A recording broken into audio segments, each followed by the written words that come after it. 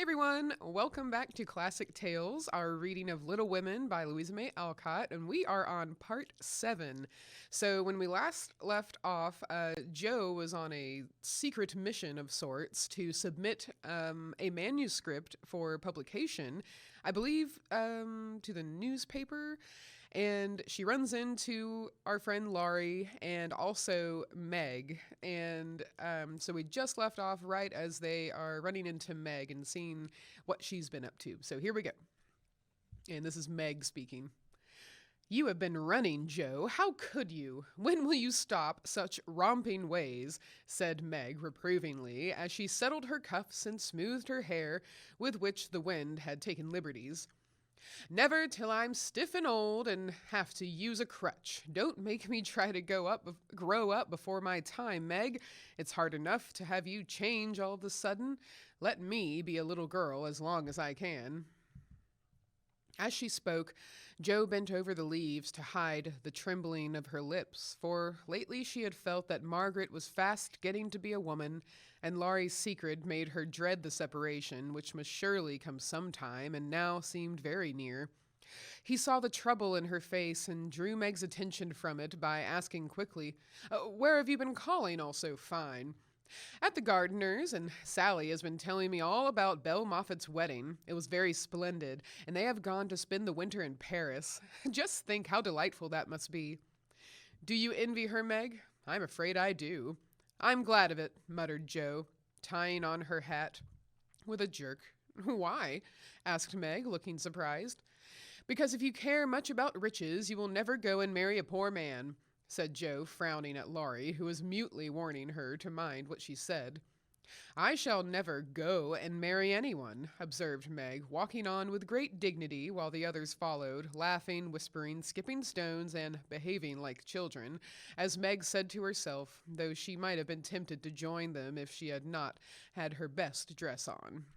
For a week or two, Jo behaved so queerly that her sisters were quite bewildered. She rushed to the door when the postman rang, was rude to Mr. Brooke whenever they met, would sit looking at Meg with a woe-begone face, occasionally jumping up to shake and then kiss her in a very mysterious manner. Laurie and she were always making signs to one another and talking about spread eagles till the girls declared that they both had lost their wits.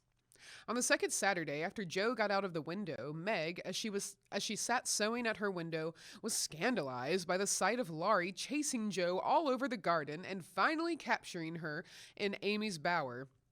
What went on there, Meg could not see, but shrieks of laughter were heard, followed by the murmur of voices and a great flapping of newspapers. What shall we do with that girl? She never will behave like a young lady, sighed Meg as she watched the race with a disapproving face. I hope she won't. She is so funny and dear as she is, said Beth, who had never betrayed that she was a little hurt at Jo's having secrets with anyone but her. It's very trying, but we never can make her comme la faut, added Amy, who sat making some new frills for herself, with her curls tied up in a very becoming way, two agreeable things that made her feel unusually elegant and ladylike. In a few minutes, Jo bounced in, laid herself on the sofa, and affected to read. Have you anything interesting there? Asked Meg with condescension. Nothing but a story. Won't amount to much, I guess, returned Jo, carefully keeping the name of the paper out of sight. You'd better read it aloud. That will amuse us and keep you out of mischief, said Amy in her most grown-up tone. What's the name? Asked Beth, wondering why Jo kept her face behind the sheet. The Rival Painters. That sounds well. Read it, said Meg. With a loud and a long breath, Jo began to read very fast. The girls listened with interest, for the tale was romantic and somewhat pathetic, as most of the characters died in the end. I like that about the splendid picture, was Amy's approving remark as Jo paused. I preferred the lovering part. Viola and Angelo are two of our favorite names. Isn't that queer? Said Meg, wiping her eyes, for the lovering part was tragical. Who wrote it? Asked Beth, who had caught a glimpse of Jo's face. The reader suddenly sat up, cast away the paper, displaying a flushed countenance, and with a funny mixture of solemnity and excitement replied in a loud voice, Your sister. You? Cried Meg, dropping her work. It's very good, said Amy critically. I knew it, I knew it. Oh, my Joe, I am so proud. And Beth ran to hug her sister and exult over the splendid success. Dear me, how delighted they all were, to be sure. How Meg wouldn't believe it till she saw the words, Miss Josephine March, actually printed in the paper. How graciously Amy criticized the artistic parts of the story and offered hints for a sequel, which unfortunately couldn't be carried out, as the hero and heroine were dead. How Beth got excited and skipped and sang with joy. How Hannah came in to exclaim, Sakes alive, well I never, in great astonishment at that Joe's doings. How proud Mrs. March was when she saw it. How Joe laughed with tears in her eyes as she declared she might as well be a peacock and done with it, and how the spread eagle might be said to flap his wings triumphantly over the house of March as the paper passed from hand to hand. Tell us about it. When did it come? How much did you get for it? What will Father say? Won't Laurie laugh? Cried the family, all in one breath as they clustered around Joe, for these foolish, affectionate people made a jubilee of every little household joy. Such jabbering girls, and I'll tell you... stop jabbering, girls, and I'll tell you everything, said Joe, wondering if Miss Burney felt any grander over her Evelina than she did over her rival painters. Having told how she disposed of her tales, Joe added, and when I went to get my answer, the man said he liked them both, but didn't pay beginners, only let them print in his paper and notice the stories. It was good practice, he said, and when the beginners improved, anyone would pay. So I let him have the 2 stories, and today this was sent to me, and Laurie caught me with it and insisted on seeing it, so I let him. And he said it was good, and I shall write more, and he's going to get the next paid for it, and I am so happy, for in time I may be able to support myself and help the girls. Joe's breath gave out here, and wrapping her head in the paper, she bedewed her little story with a few natural tears. For to be independent and earn the praise of those she loved were the dearest wishes of her heart, and this seemed to be the first step toward that happy end. Chapter 15, A Telegram. November is the most disagreeable month in the whole year, said Margaret, standing at the window one dull afternoon looking at the frostbitten garden. That's the reason I was born in it, observed Joe pensively, quite unconscious of the blot on her nose. If something very pleasant should happen now, we should think it a delightful month, said Beth, who took a hopeful view of everything, even November. I dare say, but nothing pleasant ever does happen in this family, said Meg, who was all out of sorts. We go grubbing along day after day without a bit of change and very little fun. We might as well be in a treadmill. My patience, how blue we are, cried Joe. I don't much wonder, poor dear, for you see other girls having splendid times while you grind, year in and year out. Oh, don't I wish I could manage things for you as I do for my heroines. You're pretty enough and good enough already. So I'd have some rich relation leave you a fortune unexpectedly. Then you dash out as an heiress, scorn everyone who has slighted you, go abroad, and come home my lady something in a blaze of splendor and elegance. People don't have fortunes left in them, that style nowadays. Men have to work and women marry for money. It's a dreadfully unjust world, said Meg bitterly. Joe and I are going to make fortunes for you all. Just wait 10 years and see if we don't, said Amy, who sat in a corner making mud pies, as Hannah called her little clay models of birds, fruit, and faces. Can't wait, and I'm afraid I haven't much faith in ink and dirt, though I'm grateful for your good intentions. Meg sighed and turned to the frostbitten garden again. Joe groaned and leaned both elbows on the table in a despondent attitude, but Amy spat it away energetically, and Beth, who sat at the other window, said smiling, 2 pleasant things are going to happen right away. Marmee is coming down the street, and Laurie is tramping through the garden as if he had something nice to tell. In they both came, Mrs. March with her usual question, any letter from father, girls? And Laurie to say in his persuasive way, won't some of you come for a drive? I've been working away at mathematics till my head is in a muddle, and I'm going to freshen my wits by a brisk turn. It's a dull day, but the air isn't bad, and I'm going to take Brooke home, so it will be gay inside if it isn't out. Come, Joe, you and Beth will go, won't you? Of course we will. Much obliged, but I'm busy. and Meg whisked out her work basket, for she had agreed with her mother that it was best for her at least not to drive too often with the young gentleman. We three will be ready in a minute, cried Amy, running away to wash her hands. Can I do anything for you, Madam Mother? Asked Laurie, leaning over Mrs. Marsh's chair with the affectionate look and tone he always gave her. No, thank you, except call at the office if you'll be so kind, dear. It's our day for a letter, and the postman hasn't been. Father is as regular as the sun, but there's some delay on the way, perhaps. A sharp ring interrupted her, and a minute after Hannah came in with a letter. It's one of them horrid telegraph things, ma'am, she said, handing it as if she was afraid it would explode and do some damage. At the word telegraph, Mrs. March snatched it, read the 2 lines it contained, and dropped back into her chair as white as if the little paper had sent a bullet to her heart. Laurie dashed downstairs for water while Meg and Hannah supported her, and Joe read aloud in a frightened voice. Mrs. March, your husband is very ill. Come at once. S. Hale, Blank Hospital, Washington. How still the room was as they listened breathlessly, how strangely the day darkened outside, and how suddenly the whole world seemed to change as the girls gathered about their mother, feeling as if all the happiness and support of their lives was about to be taken from them. Mrs. March was herself again directly, read the message over, and stretched out her arms to her daughters, saying in a tone they never forgot, I shall go at once, but it may be too late. Oh, children, children, help me to bear it. For several minutes, there was nothing but the sound of sobbing in the room, mingled with broken words of comfort, tender assurances of help, and hopeful whispers that died away in tears. Poor Hannah was the first to recover, and with unconscious wisdom she set all the rest a good example. For her, work was a panacea for most afflictions.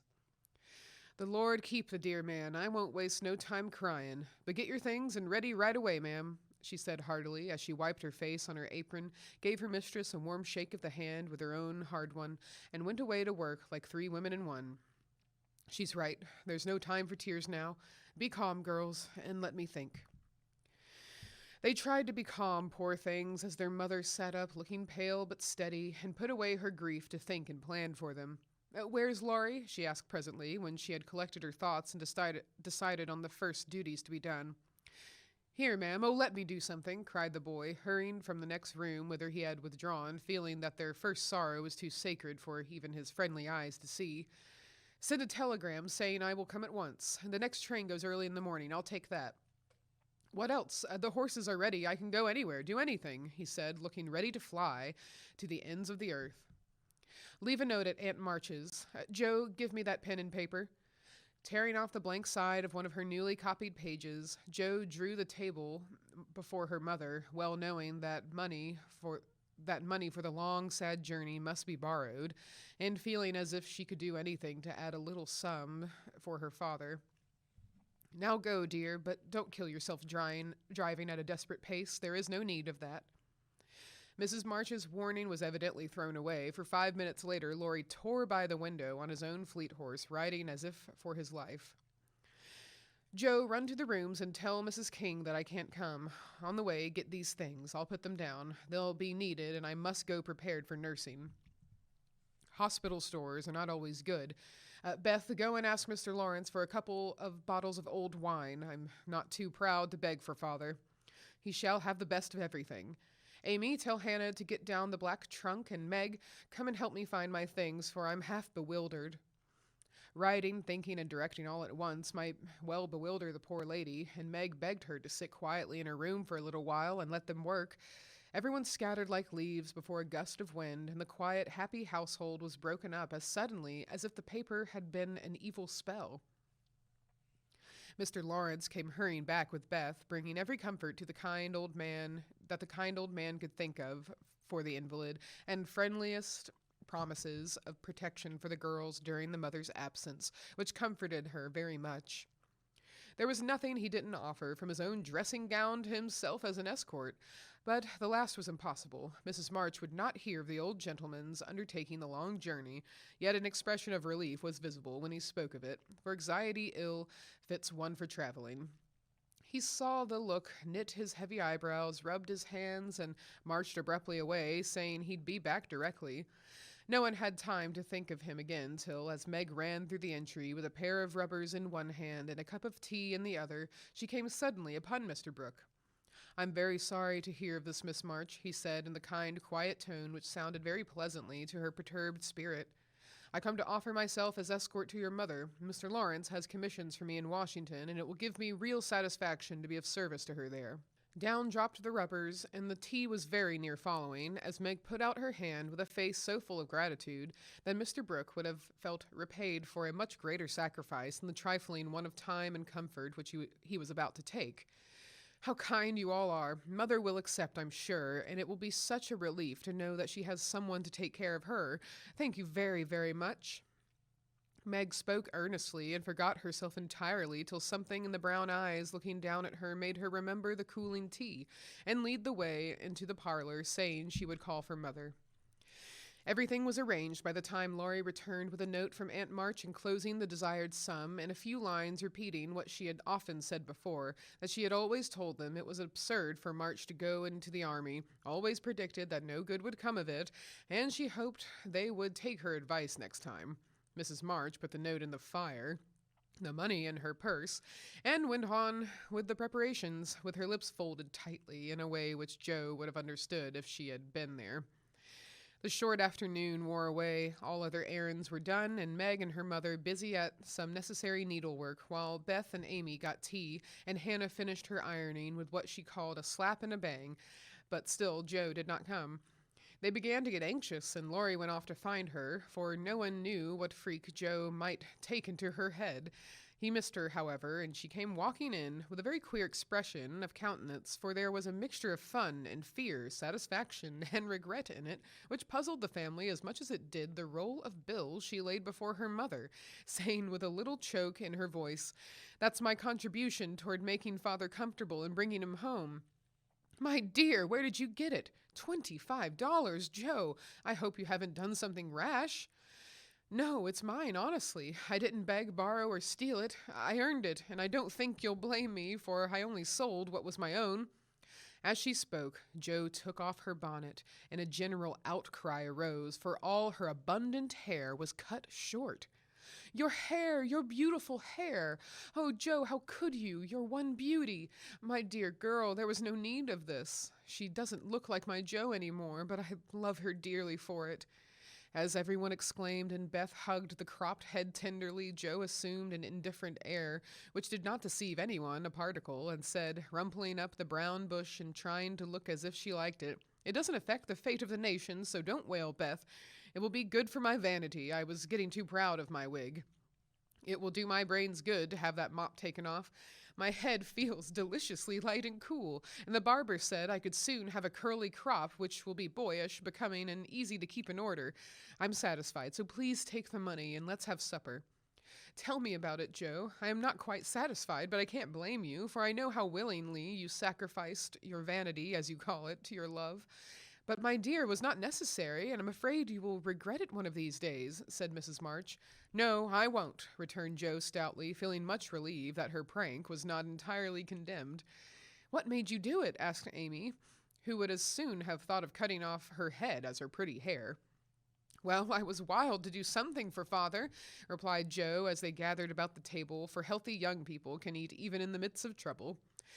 "I hate to borrow as much as mother does, and I knew Aunt March would croak. She always does, if you ask for a ninepence. Meg gave all her quarterly salary toward the rent, and I only got some clothes with mine, so I felt wicked and was bound to have some money if I sold the nose off my face to get it."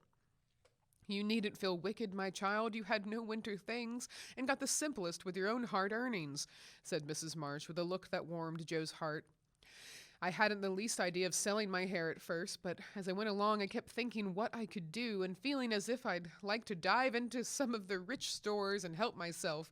In a barber's window I saw tails of hair with the prices marked, and one black tail, not so thick as mine, was $40. It came to me all of a sudden that I had one thing to make money out of, and without stopping to think, I walked in, asked if they bought hair, and what they would give for mine." "I don't see how you dared to do it," said Beth in a tone of awe. Oh, he was a little man who looked as if he merely lived to oil his hair. He rather stared at first, as if he wasn't used to having girls bounce into his shop and ask him to buy their hair. He said he didn't care about mine. It wasn't the fashionable color, and he never paid much for it in the first place. The work put into it made it dear, and so on. It was getting late, and I was afraid if I wasn't done right away that I shouldn't have done it at all, and you know when I start to do a thing, I hate to give up. So I begged him to take it and told him why I was in such a hurry. It was silly, I dare say, but it changed his mind, for I got rather excited and told the story in my topsy-turvy way, and his wife heard and said so kindly, "Take it, Thomas, and oblige the young lady. I'd do as much for our Jimmy any day if I had a spire of hair worth selling." "Who was Jimmy?" asked Amy, who liked to have things explained as they went along. "Her son," she said, "who was in the army. How friendly such things make strangers feel, don't they?" She talked away all the time the man clipped and diverted my mind nicely. "Didn't you feel dreadfully when the first cut came?" asked Meg with a shiver. "I took a last look at my hair while the man got his things, and that was the end of it. I never snivel over trifles like that. I will confess, though, I felt queer when I saw the dear old hair laid out on the table and felt only the short, rough ends of my head. It almost seemed as if I'd an arm or leg off. The woman saw me at it and picked out a long lock for me to keep. I'll give it to you, Marmee, just to remember past glories by, for a crop is so comfortable I don't think I shall ever have a mane again." Mrs. March folded the wavy chestnut lock and laid it away with a short gray one in her desk. She only said, "Thank you, dearie," but something in her face made the girls change the subject and talk as cheerfully as they could about Mr. Brooks' kindness, the prospect of a fine day tomorrow, and the happy times they would have when father came home to be nursed. No one wanted to go to bed when at 10 o'clock Mrs. March put by the last finished job and said, "Come, girls." Beth went to the piano and played the father's favorite hymn. All began bravely, but broke down one by one till Beth was left alone, singing with all her heart, for to her music was always a sweet consoler. "Go to bed and don't talk, for we must be up early and shall need all the sleep we can get. Good night, my darlings," said Mrs. March as the hymn ended, for no one cared to try another. They kissed her quietly and went to bed as silently as if the dear invalid lay in the next room. Beth and Amy soon fell asleep in spite of the great trouble, but Meg lay awake, thinking the most serious thoughts she had ever known in her short life. Jo lay motionless, and her sister fancied that she was asleep, till a stifled sob made her exclaim, as she touched a wet cheek, "Jo, dear, what is it? Are you crying about father?" "No, not now." "What then?" My hair," burst out poor Jo, trying vainly to smother her emotion in the pillow. It did not seem at all comical to Meg, who kissed and caressed the afflicted heroine in the tenderest manner. "I'm not sorry," protested Jo with a choke. "I'd do it again tomorrow if I could. It's only the vain part of me that goes and cries in this silly way. Don't tell anyone. It's all over now. I thought you were asleep, so I just made a little private moan for my one beauty. How came you to be awake?" "I can't sleep. I'm so anxious," said Meg. "Think about something pleasant, and you'll soon drop off." "I tried it, but felt wider awake than ever." "What did you think of?" "Handsome faces, eyes particularly," answered Meg, smiling to herself in the dark. "What color do you like best?" "Brown. That is, sometimes. Blue are lovely." Jo laughed, and Meg sharply ordered her not to talk, then amiably promised to make her hair curl, and fell asleep to dream of living in her castle in the air. The clocks were striking midnight, and the rooms were very still, as a figure glided quietly from bed to bed, smoothing a coverlet here, settling a pillow there, and pausing to look long and tenderly at each unconscious face, to kiss each with lips that mutely blessed, and to pray the fervent prayers which only mothers utter. As she lifted the curtain to look out into the dreary night, the moon broke suddenly from behind the clouds and shone upon her like a bright, benignant face, which seemed to whisper in the silence, "Be comforted, dear soul. There is always light behind the clouds." Chapter 16. Letters. In the cold, gray dawn, the sisters lit their lamp and read their chapter with an earnestness never felt before. For now the shadow of a real trouble had come. The little books were full of help and comfort, and as they dressed, they agreed to say goodbye cheerfully and hopefully, and send their mother on her anxious journey, unsaddened by tears or complaints from them. Everything seemed very strange when they went down, so dim and still outside, so full of light and bustle within.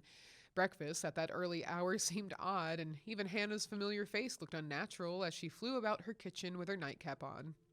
The big trunk stood ready in the hall, Mother's cloak and bonnet lay on the sofa, and Mother herself sat trying to eat, but looking so pale and worn with sleeplessness and anxiety that the girls found it very hard to keep their resolution. Meg's eyes kept filling in spite of herself. Jo was obliged to hide her face in the kitchen roller more than once, and the little girls wore a grave, troubled expression, as if sorrow was a new experience to them. Nobody talked much, but as the time drew very near and they sat waiting for the carriage, Mrs. March said to the girls, who were all busied about her, one folding her shawl, another smoothing out the strings of her bonnet, a third putting on her overshoes, and a fourth fastening up her traveling bag. Children, I leave you to Hannah's care and Mr. Lawrence's protection. Hannah is faithfulness itself, and our good neighbor will guard you as if you were his own. I have no fears for you, yet I am anxious that you should take this trouble rightly. Don't grieve and fret when I am gone, or think that you can be idle and comfort yourselves by being idle and trying to forget. Go on with your work as usual, for work is a blessed solace. Hope and keep busy, and whatever happens, remember that you never can be fatherless. Yes, Mother. Meg, dear, be prudent, watch over your sisters, consult Hannah, and in any perplexity, go to Mr. Lawrence. Be patient, Jo. Don't get despondent or do rash things. Write to me often, and be my brave girl, ready to help and cheer all. Beth, comfort yourself with your music, and be faithful to the little home duties. And you, Amy, help all you can, be obedient, and keep happy safe at home. We will, Mother, we will. The rattle of an approaching carriage made them all start and listen. This was the hard minute, but the girls stood it well. No one cried, no one ran away or uttered a lamentation, though their hearts were very heavy as they sent loving messages to Father, remembering as they spoke that it might be too late to deliver them. They kissed their mother quietly, clung about her tenderly, and tried to wave their hands cheerfully when she drove away. Laurie and his grandfather came over to see her off, and Mr. Brooke looked so strong and sensible and kind that the girls christened him Mr. Greatheart on the spot. Goodbye, my darlings. God bless and keep us all, whispered Mrs. March as she kissed one dear little face after the other and hurried into the carriage. As she rolled away, the sun came out, and looking back, she saw it shining on the group at the gate like a good omen. They saw it also, and smiled and waved their hands, and the last thing she beheld as she turned the corner was the four bright faces, and behind them, like a bodyguard, old Mr. Lawrence, faithful Hannah, and devoted Laurie. How kind everyone is to us, she said, turning to find fresh proof of it in the respectful sympathy of the young man's face. I don't see how they can help it, returned Mr. Brooke, laughing so infectiously that Mrs. March could not help smiling. And so the journey began with the good omens of sunshine, smiles, and cheerful words. I feel as if there had been an earthquake, said Jo as their neighbors went home to breakfast, leaving them to rest and refresh themselves. It seems as if half the house was gone, added Meg forlornly. Beth opened her lips to say something, but could only point to the pile of nicely mended hose which lay on her mother's table, showing that even in her last hurried moments she had thought and worked for them. It was a little thing, but it went straight to their hearts, and in spite of their brave resolutions, they all broke down and cried bitterly. Hannah wisely allowed them to relieve their feelings, and when the shower showed signs of clearing up, she came to the rescue, armed with a coffee pot. Now, my dear young ladies, remember what your ma said and don't fret. Come and have a cup of coffee all around, and then let's fall to work and be a credit to the family. Coffee was a treat, and Hannah showed great tact in making it that morning. No one could resist her persuasive nods or the fragrant invitation issuing from the nose of the coffee pot. They drew up to the table, exchanged their handkerchiefs for napkins, and in 10 minutes were all right again. Hope and keep busy, that's the motto for us. So let's see who will remember it best. I shall go to Aunt March as usual. Oh, won't she lecture, though, said Jo as she sipped with returning spirit. I shall go to my king's, though I'd much rather stay at home and attend to things here, said Meg, wishing she hadn't made her eyes so red. No need of that. Beth and I can keep house perfectly well, put in Amy with an important air. Hannah will tell us what to do, and we'll have everything nice when you come home, added Beth, getting out her mop and dish tub without delay. I think anxiety is very interesting, observed Amy, eating sugar pensively. The girls couldn't help laughing and felt better for it, though Meg shook her head at the young lady who could find consolation in a sugar bowl. The sight of the turnovers made Joe sober again, and when the two went out to their daily tasks, they looked sorrowfully back at the window where they were accustomed to seeing their mother's face. It was gone, but Beth had remembered the little household ceremony, and there she was, nodding away at them like a rosy-faced mandarin. That's so like my Beth, said Jo, waving her hat with a grateful face. Goodbye, Meggie. I hope the Kings won't strain today. Don't fret about Father, dear, she added as they parted. And I hope Aunt March won't croak. Your hair is becoming, and it looks very boyish and nice, returned Meg, trying not to smile at the curly head, which looked comically small on her tall sister's shoulders. That's my only comfort. And touching her hat a la Laurie, away went Jo, feeling like a shorn sheep on a wintry day. News from their father comforted the girls very much, for though dangerously ill, the presence of the best and tenderest of nurses had already done him good. Mr. Brooks sent a bulletin every day, and as the head of the family, Meg insisted on reading the dispatches, which grew more cheerful as the week passed. At first, everyone was eager to write, and plump envelopes were carefully poked into the letter box by one or other of the sisters, who felt rather important with their Washington correspondence. As one of these packets contained characteristic notes from the party, we will rob an imaginary mail and read them. My dearest mother, it is impossible to tell you how happy your last letter made us, for the news was so good we couldn't help laughing and crying over it. How very kind Mr. Brooke is, and how fortunate that Mr. Lawrence's business detains him near you so long, since he is so useful to you and father. The girls are all as good as gold. Jo helps me with the sewing and insists on doing all sorts of hard jobs. I should be afraid she might overdo if I didn't know her moral fit wouldn't last long. Beth is as regular about her task as a clock, and never forgets what you told her. She grieves about father and looks sober except when she is at her little piano. Amy minds me nicely, and I take great care of her. She does her own hair, and I am teaching her to make buttonholes and mend her stockings. She tries very hard, and I know you will be pleased with her improvement when you come. Mr. Lawrence watches over us like a motherly old hen, as Jo says, and Laurie is very kind and neighborly. He and Jo keep us merry, for we get pretty blue sometimes and feel like orphans with you so far away. Hannah is a perfect saint. She does not scold at all and always calls me Miss Margaret, which is quite proper, you know, and treats me with respect. We are all well and busy, but we long day and night to have you back.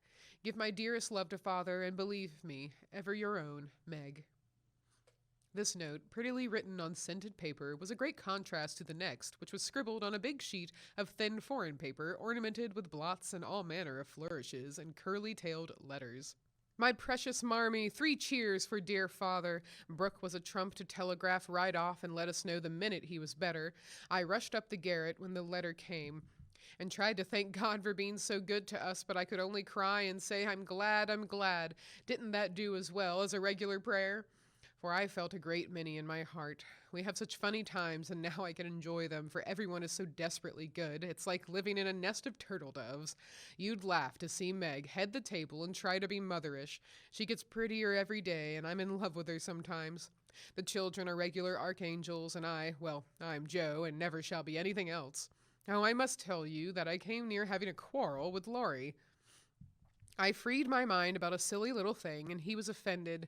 I was right, but didn't speak as I ought, and he marched home, saying he wouldn't come again till I begged pardon.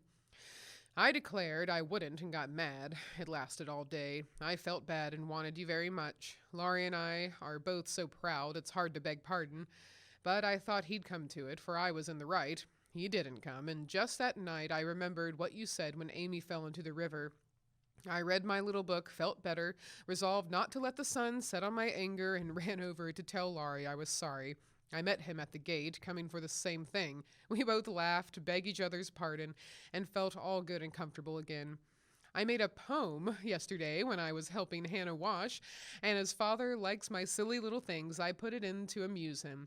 Give him my loveliest hug that ever was, and kiss yourself a dozen times for your topsy-turvy Joe. A song from the suds. Queen of my tub, I merrily sing, while the white foam rises high, and sturdily wash and rinse and wring, and fasten the clothes to dry. Then out in the free, fresh air they swing, under the sunny sky. I wish we could wash from our hearts and souls the stains of the week away, and let water and air by their magic make ourselves as pure as they. Then on the earth there would be indeed a glorious washing day. Along the path of a useful life will heart's ease ever bloom. The busy mind has no time to think of sorrow or care or gloom, and anxious thoughts may be swept away as we bravely wield a broom. I am glad a task to me is given to labor at day by day, for it brings me health and strength and hope, and I cheerfully learn to say, head, you may think, heart, you may feel, but hand, you shall work always. Dear mother, there is only room for me to send my love and some pressed pansies from the root I have been keeping safe in the house for father to see. I read every morning, try to be good all day, and sing myself to sleep with father's tune. I can't sing Land of the Leal now, it makes me cry. Everyone is very kind, and we are as happy as we can be without you. Amy wants the rest of the page, so I must stop.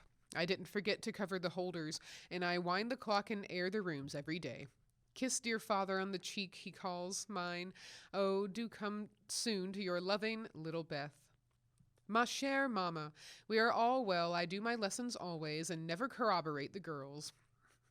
Meg says I mean contradict, but I put in both words and you can take the properest.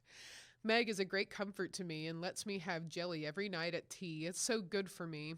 Joe says because it keeps me sweet-tempered. Laurie is not as respectful as he ought to be now I am almost in my teens. He calls me chick and hurts my feelings by talking French to me very fast when I say merci or bonjour as Hattie King does. The sleeves of my blue dress were all worn out and Meg put on new ones.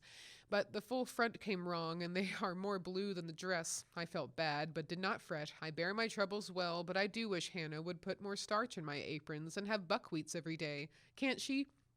Didn't I make that interrogation point nice? Meg says my punctuation and spelling are disgraceful, and I am mortified. But dear me, I have so many things to do, I can't stop. Adieu. I send heaps of love to Papa, your affectionate daughter, Amy Curtis March. Dear Miss March, I'm just dropping a line to say we get on first rate. The girls is clever and fly around right smart. Miss Meg is going to make a proper good housekeeper. She has the liking for it and gets the hang of things surprisingly quick. Joe does beat all for going ahead, but she don't stop to calculate fuss, and you never know where she's like to bring up. She done out a tub of clothes on Monday, but she starched 'em afore they was wrenched, and blued a pink calico dress till I thought I should died laughing. Beth is the best of the little critters, and a sight of help to me, being so forehanded and dependable. She tries to learn everything, and really goes to market beyond her years, likewise keeps accounts, with my help, quite wonderful. We have got on very economical so far. I don't let the girls have coffee only once a week, according to your wish, and keep 'em on plain, wholesome victuals. Amy does well without fretting, wearing her best clothes and eating sweet stuff. Mr. Laurie is as full of didos as usual and turns the house upside down frequent, but he heartens the girls, so I let 'em have full swing. The old gentleman sends heaps of things and is rather wearing, but means well, and it ain't my place to say nothing. My bread is riz, so no more at this time. I send my duty to Mr. March and hope he's seen the last of his pneumonia. Yours respectful, Hannah Mullet. Head nurse of Ward Number 2. All serene on the Rappahannock, troops in fine condition, commissary department well conducted, the home guard under Colonel Teddy always on duty, Commander-in-Chief General Lawrence reviews the Army daily, Quartermaster Mullet keeps order in camp, and Major Lyon does picket duty at night. A salute of 24 guns was fired on receipt of good news from Washington, and a dress parade took place at headquarters. Commander-in-Chief sends his best wishes, in which he is heartily joined by Colonel Teddy. Dear Madam, the little girls are all well. Beth and my boy report daily. Hannah is a model servant and guards pretty Meg like a dragon. Glad the fine weather holds. Pray make Brooke useful, and draw on me for funds if expenses exceed your estimate. Don't let your husband want anything. Thank God he is mending. Your sincere friend and servant, James Lawrence. All right. Chapter 17, Little Faithful. For a week, the amount of virtue in the old house would have supplied the neighborhood. It was really amazing, for everyone seemed in a heavenly frame of mind, and self-denial was all the fashion. Relieved of their first anxiety about their father, the girls insensibly relaxed their praiseworthy efforts a little and began to fall back into old ways. They did not forget their motto, but hoping and keeping busy seemed to grow easier, and after such tremendous exertions, they felt that endeavor deserved a holiday and gave it a good many. Joe caught a bad cold through the neglect to cover the shorn head enough, and was ordered to stay at home till she was better, for Aunt March didn't like to hear people read with colds in their heads. Joe liked this, and after an energetic rummage from garret to cellar, subsided on the sofa to nurse her cold with arsenicum and books. Amy found that housework and art did not go well together, and returned to her mud pies. Meg went daily to her pupils and sewed, or thought she did, at home. But much time was spent in writing long letters to her mother, or reading the Washington dispatches over and over. Beth kept on, with only slight relapses into idleness or grieving. All the little duties were faithfully done each day, and many of her sisters also, for they were forgetful, and the house seemed like a clock whose pendulum was gone a-visiting. When her heart got heavy with longings for mother or fears for father, she went away into a certain closet, hid her face in the folds of a dear old gown, and made her little moan and prayed her little prayer quietly by herself. Nobody knew what cheered her up after a sober fit, but everyone felt how sweet and helpful Beth was, and fell into a way of going to her for comfort or advice in their small affairs. All were unconscious that this experience was a test of character, and when the first excitement was over, felt that they had done well and deserved praise. So they did, but their mistake was in ceasing to do well, and they learned the lesson through much anxiety and regret. Meg, I wish you'd go and see the Hummels. You know Mother told us not to forget them, said Beth 10 days after Mrs. March's departure. I'm too tired to go this afternoon, replied Meg, rocking comfortably as she sewed. Can't you, Joe? Asked Beth. Too stormy for me with my cold. I thought it was almost well. It's well enough for me to go out with Laurie, but not well enough to go to the Hummels, said Joe, laughing, but looking a little ashamed of her inconsistency. Why don't you go yourself? Asked Meg. I have been every day, but the baby is sick, and I don't know what to do for it. Mrs. Hummel goes away to work, and Lotchkin takes care of it, but it gets sicker and sicker, and I think you or Hannah ought to go. Beth spoke earnestly, and Meg promised she would go tomorrow. Ask Hannah for some nice little mess and take it round, Beth. The air will do you good, said Joe, adding apologetically. I'd go, but I want to finish my writing. My head aches and I'm tired, so I thought maybe some of you would go, said Beth. Amy will be in presently, and she will run down for us, suggested Beth. My head aches and I'm tired, so I thought maybe some of you would go, said Beth. Amy will be in presently, and she will run down for us, suggested Meg. So Beth lay on the sofa, and the others returned to their work, and the Hummels were forgotten. An hour passed. Amy did not come. Meg went to her room to try on a new dress. Joe was absorbed in her story, and Hannah was sound asleep before the kitchen fire when Beth quietly put on her hood, filled her basket with odds and ends for the poor children, and went out into the chilly air with a heavy head and a grieved look in her patient eyes. It was late when she came back, and no one saw her creep upstairs, shut herself into her mother's room. Half an hour later, Joe went to Mother's closet for something, and there found little Beth sitting on the medicine chest, looking very grave, with red eyes and a camphor bottle in her hand. Christopher Columbus, what's the matter? Cried Joe, as Beth put out her hand as if to warn her off, and asked quickly, You've had the scarlet fever, haven't you? Years ago, when Meg did. Why? Then I'll tell you. Oh, Joe, the baby's dead. What baby? Mrs. Hummel's. It died in my lap before she got home, cried Beth with a sob. My poor dear, how dreadful for you. I ought to have gone, said Jo, taking her sister in her arms as she sat down in her mother's big chair with a remorseful face. It wasn't dreadful, Jo, only so sad. I saw in a minute it was sicker, but Lotchkin said her mother had gone for a doctor, so I took baby and let Lottie rest. It seemed asleep, but all of a sudden it gave a little cry and trembled and then lay very still. I tried to warm its feet and Lottie gave it some milk, but it didn't stir. I knew it was dead. Don't cry, dear. What did you do? I just sat and held it softly till Mrs. Hummel came with the doctor. He said it was dead and looked at Heinrich and Minna, who have sore throats. Scarlet fever, ma'am. Ought to have called me before, he said crossly. Mrs. Hummel told him she was poor and had tried to cure the baby herself, but now it was too late, and she could only ask him to help the others and trust to charity for his pay. He smiled then and was kinder, but it was very sad, and I cried with them till he turned round all of a sudden and told me to go home and take belladonna right away, or I'd have the fever. No, you won't, cried Jo, hugging her close with a frightened look. Oh, Beth, if you should be sick, I never could forgive myself. What shall we do? Don't be frightened. I guess I shan't have it badly. I looked in Mother's book and saw that it begins with headache, sore throat, and queer feelings like mine, so I did take some belladonna and I feel better, said Beth, laying her cold hands on her hot forehead and trying to look well. If Mother was only at home, exclaimed Jo, seizing the book and feeling that Washington was an immense way off. She read a page, looked at Beth, felt her head, peeped in her throat, and then said gravely, You've been over the baby every day for more than a week, and among the others who are going to have it, so I'm afraid you are going to have it, Beth. I'll call Hannah. She knows about sickness. Don't let Amy come. She never had it, and I should hate to give it to her. Can't you and Meg have it over again? Asked Beth anxiously. I guess not. Don't care if I do. Serve me right, selfish pig, to let you go and stay writing rubbish myself, muttered Jo as she went to consult Hannah.